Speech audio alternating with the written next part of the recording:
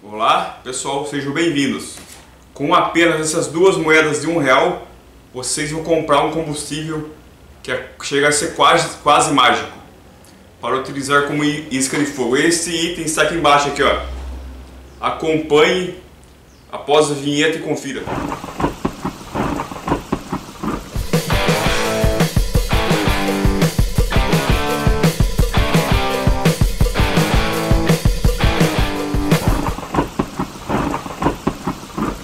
Esse item é tcharam, óleo Singer. Falou essa porcaria desse óleo aí, falou, esse óleo não é uma porcaria não, o óleo é muito bom. Ó. Isca de fogo com algodão, estopa e papel higiênico. Você simplesmente vai pagar isso aqui, ó, no máximo R$2 no mercado, na mercearia, no barzinho e o que for, onde tiver aí, ó. Colocou seu óleo ali, ó.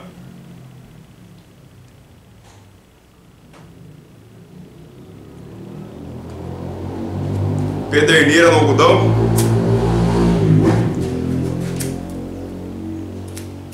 e isqueiro na estopa e no papel higiênico, que são itens mais difíceis de queimar. Dá para acender na pederneira também, mas aqui eu acendi no isqueiro, que é mais fácil para vocês verem.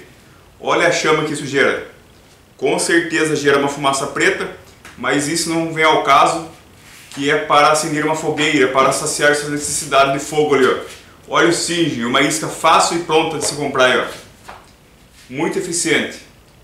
Como eu disse, você pode misturar com diversos itens aí e criar a isca perfeita para acender sua fogueira.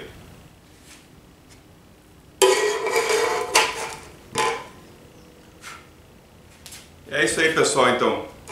Óleo Singer, um óleo fácil de se encontrar, em qualquer lugar encontra, inclusive no mercado se vende.